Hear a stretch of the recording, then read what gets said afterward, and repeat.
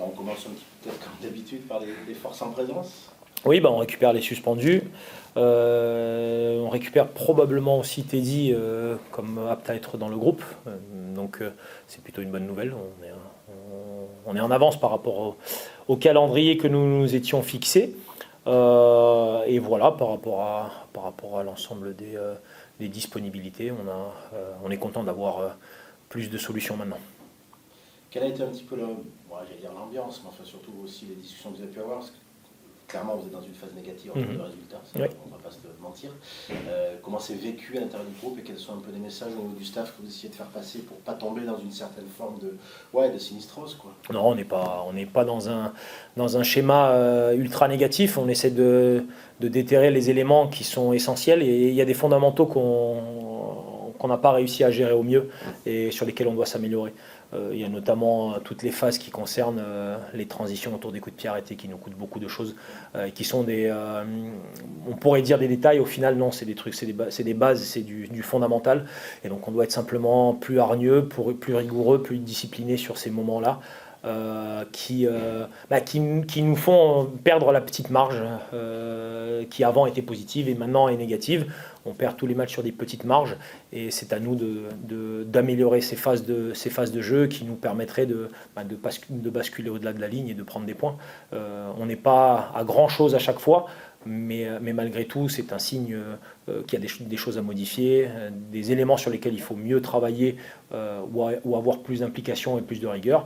Et peut-être que ça passe aussi par des changements, que ce soit sur les éléments tactiques ou sur peut-être des joueurs. Ce sont les mêmes choses qui tournaient dans le bon sens avant la trêve d'octobre, par exemple à Nantes où vous gagnez d'une manière un peu heureuse, ou contre Montpellier où vous faites peur à la fin, mais le quatrième but vous libère. C'est ces choses-là qui sont pas parties de l'autre côté. Oui, mais ça fait partie du football, mais quand il y a des signes comme ça, où à chaque fois il y a un tout petit peu qui manque, eh bien on doit vraiment se poser les bonnes questions et pas simplement se cacher par le manque de réussite. Oui, c'est vrai que si la tête de Keito, elle rentre, ça fait probablement pas le même résultat, mais elle n'est pas rentrée et on a quand même concédé des éléments, on a concédé ce but qui vient nous couper un peu les jambes et donc on doit y travailler, se pencher dessus, être sérieux, ne pas perdre en enthousiasme et en optimisme parce que il y a une nouvelle opportunité, il y a un nouveau match et on voit que la Ligue 1 cette année est extrêmement difficile.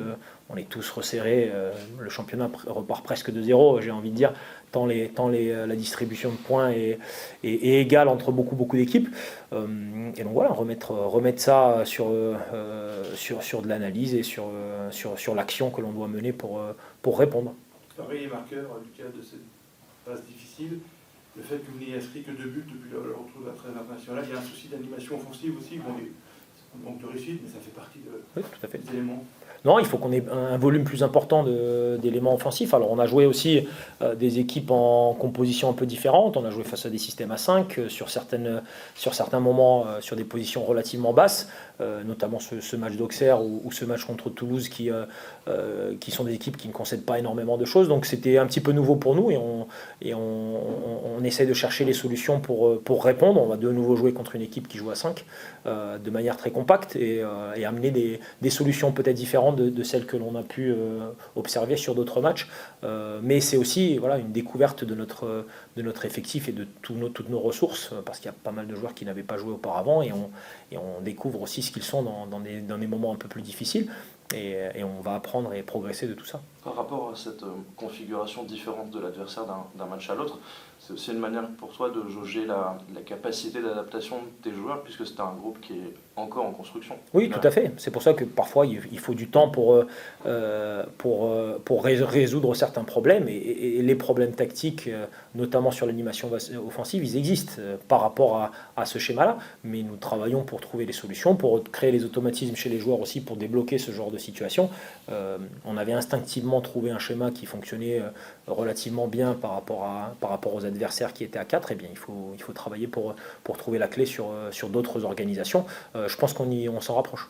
D'une manière un peu plus personnelle, qu'est-ce que ça représente pour toi ce retour au Havre dans une carrière avec des réussites, parce qu'il y a eu de la montée certes, mais le maintien qui est tout aussi important, j'ai envie de dire que ça a représenté quoi? C'est un super moment de ma carrière, super moment de ma vie également.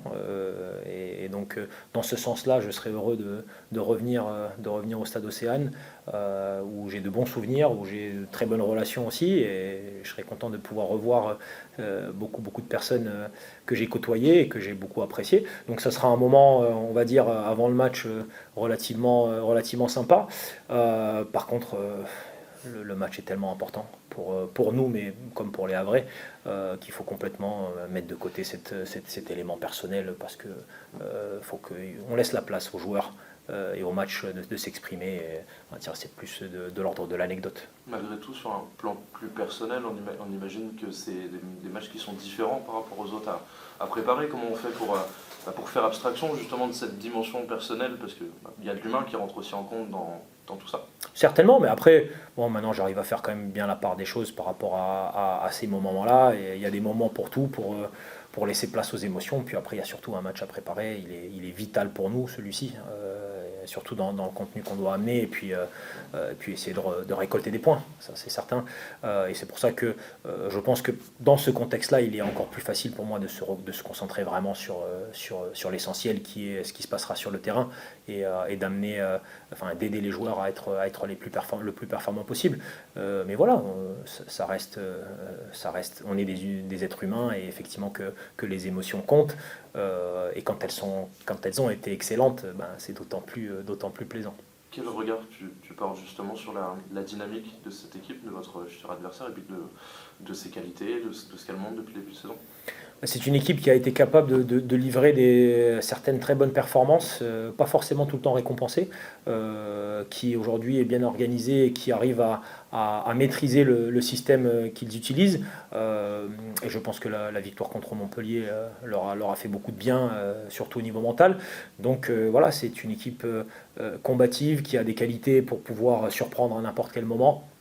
Et Dieu sait que je sais que pas mal de joueurs ont beaucoup de qualités, puisque je les connais plutôt bien. Donc voilà, je me méfie de ce match, et nous aurons besoin d'un niveau de préparation extrêmement haut, et surtout de toutes nos qualités pour pouvoir répondre à l'intensité de cette rencontre, et espérer prendre des points. C'est un avantage, ça, quand on aborde une rencontre face à un adversaire en Ligue 1, de connaître déjà un petit peu les qualités, les défauts, les spécificités de joueurs qu'on a pu entraîner précédemment? Dans un sens, oui, au niveau individuel, pas au niveau collectif, parce que c'est vrai que les choses diffèrent en fonction des entraîneurs et des systèmes. Donc ça peut être un petit avantage dans le fait de connaître certaines caractéristiques et de pouvoir les transmettre à mes joueurs. Mais l'inverse est aussi vrai. Ils savent aussi comment je réfléchis et comment je fonctionne. Et donc ça sera intéressant de voir comment tout ça se goupille. Vous attendez une réaction particulière du public ou pas? Je ne sais pas, je pense que ça sera très différent en termes de sensibilité. Moi, je sais que j'aurai ça sera un moment positif de revenir dans ce stade.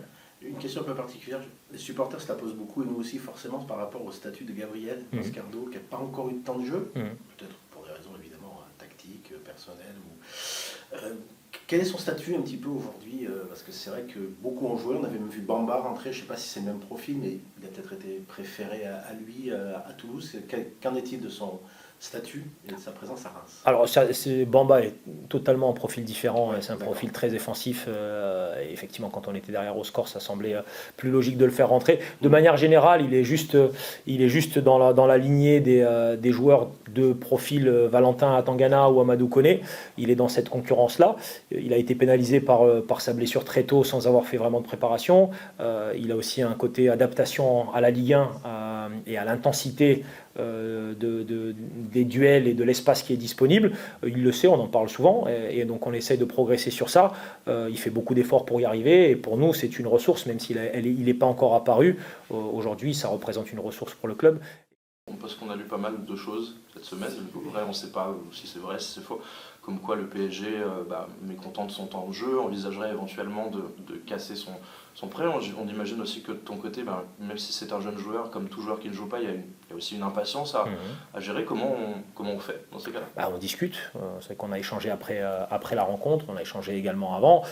Je ne suis pas en gestion des contrats, moi ce que je sais c'est qu'on a besoin de toutes nos ressources, et qu'à partir du moment où il est en situation de pouvoir nous aider, on ne s'en privera pas, et au contraire. Donc voilà, pour moi la clé c'est qu'on puisse communiquer correctement, et qu'on avance ensemble et nous, on puisse l'aider à développer ses capacités et son adaptation vis-à-vis de la Ligue 1 et de son championnat particulier, et que lui puisse nous aider en retour dans ses performances. Mais le temps viendra et je suis plutôt confiant pour ça. Un mot sur Marchal, pour terminer, qui succède au siège. Il est un peu l'image de l'équipe, il pioche un peu depuis la reprise aussi, et comment expliquer ses performances, même si, bon voilà, il reste le Marchal qu'on le connaît. Généreux. Oui, après, c'est un des joueurs que j'ai trouvé quand même le plus constant depuis le début de la saison. C'est vrai qu'il nous a quand même manqué à Toulouse par sa volonté de faire des courses sur la ligne défensive, sur sa capacité de marquer également, parce que ça a été sur souvent des moments clés ou des buts clés qu'il a pu nous amener. Voilà, il a retrouvé de la fraîcheur aussi par cette suspension, parce qu'on regarde quand on regarde son temps de jeu combiné avec l'équipe nationale. On va très loin dans l'intensité et dans les volumes. Non, voilà, c'est pour moi un pion essentiel, un élément essentiel de notre formation, aussi bien au niveau offensif qu'au niveau défensif. Et donc ça fait du bien qu'il soit de retour. Marchal, même si tu n'étais pas à Toulouse dimanche, comment est vécu dans le groupe le fait qu'il y a 3 défaites consécutives? Comment ça se passe mentalement aussi pour vivre ça? Oui, pour moi, je n'étais pas à Toulouse, mais j'ai regardé les matchs. Je pense que c'était pareil comme on avait perdu contre Brest et Auxerre. Ce n'est pas de match où on avait perdu parce qu'on n'a pas joué bien, mais c'est aussi on n'était pas efficace. On avait eu des occasions. C'est football. On avait aussi gagné 2 matchs comme ça. Mais je pense que c'est juste une période compliquée, mais on sait comment on doit faire ça pour encore gagner 2 matchs. Est-ce que vous êtes inquiet ou non? Ah non, pas du tout. C'est le football. Tu gagnes, tu perds, mais à un moment donné, on doit aussi réagir. On doit aussi recommencer, regarder tout comme on avait perdu 2 matchs et aussi faire tout on peut faire pour aussi prendre des victoires. Qu'est-ce que l'équipe doit mieux faire que ce qu'elle a fait sur les 3 derniers matchs selon toi pour redresser la barre et retrouver la victoire? C'est quoi les paramètres à améliorer? Les premières choses, c'est pour marquer beaucoup de buts comme on avait fait avant et aussi pour ne pas incasser plus aussi au début du match comme on avait incassé et aussi très vigilant parce qu'il y a des couparités, on avait regardé avec le coach, on avait analysé des vidéos, c'est où là aussi on était un peu fragile. Je pense qu'on doit juste adapter ça parce que quand on marque, on gagne 2 matchs, mais là je pense qu'on n'a pas aussi marqué beaucoup de buts pour gagner 2 matchs. C'est quoi? C'est de la rigueur, de la concentration, de l'application? C'est quoi ce qui manque? Bon, je pense qu'on avait essayé tout, mais le football, c'est pas tout évident quand tu ne gagnes pas de match. Il y a aussi, quand vous regardez les derniers matchs là, Keito elle avait une case de marquer, Omar avait une case de marquer. Eux aussi, comment ils ont marqué, parce qu'ils n'étaient pas très très dangereux. Mais je pense que c'est le football, mais on doit aussi travailler un peu plus, courir un peu plus pour être aussi devant l'adversaire. Ouais, c'est ces petits signes dont parlait le coach tout à l'heure. Moins de réussite, ouais, comme disait Julien, qu'est-ce qu'il faut vraiment travailler? C'est aller chercher être plus efficace, aller être plus travailleur encore, alors que les équipes en face savent que vous êtes rincés et que vous avez fait un très bon début de saison. Ah, c'est ça aussi, parce qu'on n'oublie pas les adversaires, ils regardent comment on joue, et aussi, pour moi, c'est la confiance. On avait revenu après les trêves, on avait perdu le premier match contre Auxerre, on avait perdu contre Brest et Toulouse. C'était juste la confiance pour reprendre la confiance. Comme on avait regardé aussi Keito, il était en forme, il avait marqué beaucoup de buts. C'est pour donner aussi lui un peu plus de confiance parce que s'il marque aussi les derniers matchs là, les premières occasions qu'on a eu, et on gagne les matchs. Mais c'est juste pour moi la confiance et continuer à frapper, continuer à être efficace aussi devant le but, mais aussi très solide parce que quand on est solide derrière, et on gagne beaucoup de matchs. Est-ce que la clé aussi, c'est d'une certaine manière de garder la tête froide, de ne pas oublier votre bon début de saison, mais de ne pas non plus dramatiser ces 3 derniers matchs pour essayer comme tu dis, de garder cette confiance? Parce que pour gagner, il faut être en confiance. Ah, c'est ça, les coachs ils ont parlé cette semaine. Il ne faut pas oublier tout ce qu'on avait travaillé jusqu'au début. Et là aussi, continuer comme ça, parce qu'on n'oublie pas, on a beaucoup de joueurs internationaux. Il y a l'aspect fatigue, plus aussi on ne parle pas, mais c'est où là on avait vu après, quand on revient à la trêve.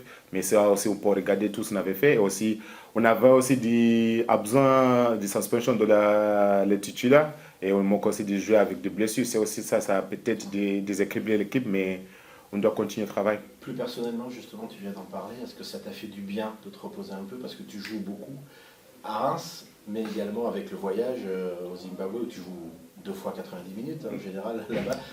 Ça t'a permis un peu de te ressourcer, tu en avais besoin peut-être un petit peu? Oui, c'est ça, on avait parlé avec les coachs parce que ça fatigue vraiment, tu voyages. Pour moi aussi, c'est difficile, mais quand tu regardes les deux Japonais, c'est 16 heures avec l'avion, c'est assez compliqué. Là-bas aussi, pour nous, c'est des matchs pas faciles, c'est tout des finales. Et je pense qu'on a besoin de ça, parce que quand on regarde après cette match de Louis Havre, on doit aussi voyager pour encore jouer des matchs avec notre pays. Mais pour moi, oui, c'est difficile, mais c'est pas juste nous, c'est aussi les autres qui travaillent beaucoup. Juste un détail, quand tu vas là-bas, c'est un vol direct ou il faut que tu changes d'avion? Ça dépend d'où on joue. Et si on joue à Cameroun, peut-être tu dois aller à Éthiopie, prendre un autre avion, ça va dépendre d'où on joue les matchs. Par rapport à la sélection, on se souvient qu'à une période, tu ne pouvais plus y aller parce qu'il y avait tout simplement plus de rassemblement. Qu'est-ce que ça a représenté pour toi de pouvoir reporter ce maillot, de pouvoir redéfendre les couleurs de ton pays? Pour moi, c'est une émotion spéciale parce qu'on joue pour le club, mais aussi quand tu joues pour notre pays, pour notre people, c'est aussi une chose que tu ne peux pas expliquer. Et plus là aussi, on a resté avec 2 matchs pour essayer de qualifier pour les prochaines CAN. On sait que je vais jouer contre mon ami Joe, mais c'est aussi bien pour nous, mais ça fatigue, mais on doit continuer ce travail. Un mot aussi sur Le Havre, avant cette parenthèse internationale, cette fête internationale. Vous serez attendu là-bas, ils ont gagné dimanche dernier difficilement, mais contre Montpellier. Ça serait bien de ne pas fermer ce bloc de match sans le moindre point. C'est pour montrer les caractères. Quand on joue des matchs comme ça, on avait perdu beaucoup de matchs. Et c'est pour montrer les caractères. C'est pour ça qu'on parle aussi, parce qu'il y a moi, Teddy, il y a Ludo, on parle avec les jeunes pour montrer les caractères. Parce que où là, c'est difficile. C'est où là, on doit montrer notre qualité individuelle et qualité aussi tous ensemble. C'est pas facile pour aller à l'UR pour gagner du match, mais on avait fait aussi les saisons dernières, c'était pas facile. Mais pourquoi pas changer cette façon de défaite comme on avait eu les derniers matchs contre Toulouse. Le coach vous a parlé qu'il allait jouer son ancien club cette semaine? Oui, c'est spécial pour lui et nous aussi on va essayer de donner lui aussi une bonne 3 points là-bas. Et on sait il aime bien les clubs, il avait fait des bonnes choses là-bas, mais il est ici maintenant et je pense que ça va être bien si on gagne là-bas. Pour parler de la saison au sens large, ça fait un petit moment que tu es là, maintenant tu fais partie des plus anciens. Quand tu regardes ce que l'équipe a déjà montré depuis le début de la saison, son potentiel, l'effectif, qu'est-ce que tu as envie, de quoi tu as envie cette saison pour l'équipe? Quelles ambitions, quel objectif? Pour moi, les premières choses, c'est pour finir un peu plus dans la top 7, top 6. Parce que la saison dernière, on avait les chances pour encore peut-être finir dans la poste de l'Europe, mais on avait aussi eu une période difficile. Mais là, pour moi, je pense que les clubs, ils ont investi beaucoup avec des jeunes, avec des nouveaux jeunes, ils ont arrivé. Je pense que si on finit dans la place de l'Europe, ça va être bien pour nous. Ok, merci. Contre qui vous jouez, Zimbabwe? Kenya et Cameroun. Ah, c'est joué.